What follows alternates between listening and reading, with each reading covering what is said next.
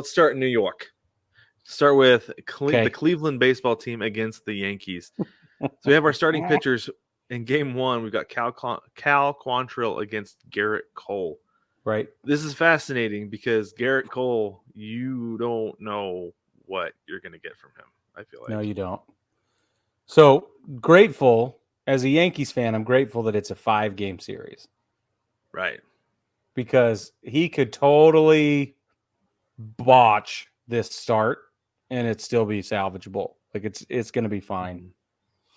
What we cannot let happen is have a botched outing by any of our starting pitchers coupled with offensive anemia. Like you can't do that because that'll be a momentum killer. I feel like the team is just emotional enough that could carry into the next day. And you just have to be really careful with like the emotional balance.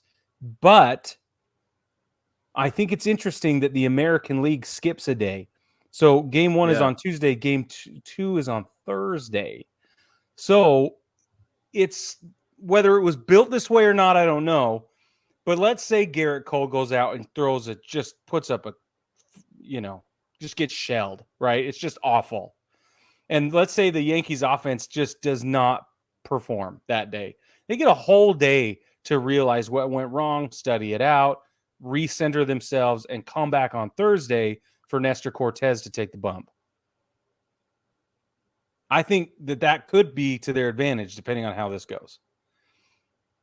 It could be, yeah. And, I thought it was weird that I thought it was weird that the ALCS was starting a day after the NLCS, but I think that's why that day is built in, is strictly because of TV contracts and deals and stuff like that. It's got to be.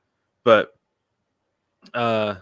yeah, I think you're absolutely right, though, that if Garrett Cole comes out and lays an egg, then you got that day to recover. I think that'll be a big deal. I think it'll be a big deal for both teams because game 2 is Bieber against Nestor. Yeah. Yeah, and that's ace on ace, baby. That's going to be a really interesting experience for everyone. Mm-hmm. Yeah.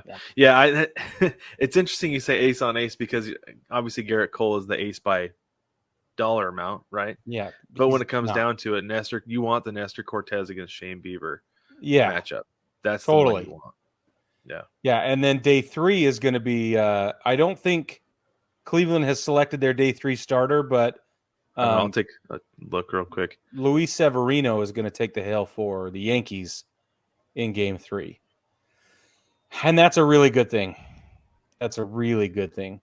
I think what it comes down to is that it's built this way. They haven't selected their guy. I don't see anybody, no. I didn't think so. So that's the benefit here because, like I said, if Cole lays an egg, it's okay. Because then we can go and win with Nestor. We could win with Sevy. Even if Sevy doesn't go. Sevy's third start back, they had to pull him through the 6th inning, and he was pitching a no-no. And they were like, dude, we got to save you for the playoffs because of pitch count. But he tossed a no-no. He got to like 56 pitches through 6 innings or something like that. It was fabulous. So yeah, and I don't think they'll do that this time around either. I think they would just let him go. They're going to let him go. Because like Luis Castillo with the Mariners, he's been coming out hard at 100 pitches. Like that's the way the Mariners have been, like 102 tops with guys, right? Like if you're at 99 and then it's like next batter's like, we'll pull you out. And so he went like 105, 106, something like that. And they were talking on the broadcast that he went 123 at one point, 123, 125 at one point with the Reds this season and tossed a complete game. So it's like, it's not out of the realm of the possibility for him to keep going, but they were just like, you know what? We'll save you, let you get the rest because we don't need you right now. Yep. So brilliant decision making. Brilliant. Yeah. But yeah, I think Severino, I think if he's dealing, he could go 7, 8. Yeah. Then they'll go to the pen. 7 for sure. Well, and we need our starters to go that deep because the pen is in shambles right now. Like the hard part about winning games, and maybe not necessarily against Cleveland, but if they do beat Cleveland and advance, whoever they end up facing in the ALCS is going to want to get to the bullpen as quickly as possible. Obviously, that builds in time for the Yankees to have their bullpen guys come back a little bit. There's a couple of guys that are on the fence with their rehab assignments and their healing process from the IL. But ultimately, what it comes down to is the bullpen is the weak point. It used to be the strongest part of the game. Now it's the weakest because of injuries. Yeah, and that would definitely be a problem going into the next round. I don't think it will be so much in this round, just because, like we talked about, the Guardians don't have a whole lot of offense, right? No. They have some guys who get on base for you. You got Jose Ramirez, who's a nightmare for every pitcher. Yeah. But other than that, they got a couple other guys, but it's not like Quan. He has been kind of he's a revelation this year. Yeah. And being a rookie and everything, I mean, he's phenomenal. And I think if you stack up our left field against Cleveland's left field, I got to give it to Quan. Yeah. It almost doesn't matter who we put in left field. It's just not as good as Quan. There are several positions I would give to Cleveland. Third base is a perfect example with Jose. Yeah. Especially with DJ LeMahieu's toes. Like, we still don't feel great about his toes. Yeah, I'd give the catcher position to the Guardians too with Austin Hedges. Would you over Jose Trevino? I don't know about over Trevino. That's a good point. Over Higgy for sure. Over Higgy, yeah, but Higgy's not Higgy's not our everyday starter right now. It's Jose Trevino, and Trevino is better than Hedges. Might be a push, but I don't know. But then first base would be Rizzo. Oh, easy. Yeah, for sure. Center field, right field, Bader, Judge, easy. The Yankees got that one. Anyway, DH, yeah.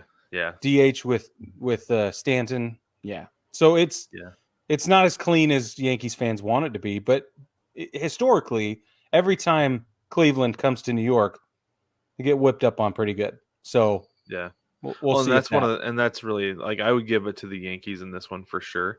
And it's the highs in New York are higher than the highs in Cleveland. Oh yeah, right? A more balanced team. I think it definitely goes in New York's way much better. My only problem is that the temperatures are going to slow the ball down flying through the air in New York a little bit more than they will in Ohio, just a little bit more. So we'll see. I don't know, but you got to be able to hit the long ball in the postseason. I think the Yankees can still do it. I don't think that it'll affect it as much because how far Stanton and Judge hit them, I don't think the cold necessarily has an effect on it. It's true. Especially if they're not pushing so hard for launch angle. Yeah, and I think Rizzo too. Rizzo's got a good swing. I think it's pure enough that he's still going to. It's a beautiful thing. Yeah. Ryan asks whether we've got Cleveland over New York. And we haven't really said yet, so let's call it, Brad. I got New York. Yeah, me too. Just for all those reasons. Yeah. Yeah. They stack up I've better. got New York. Top to bottom.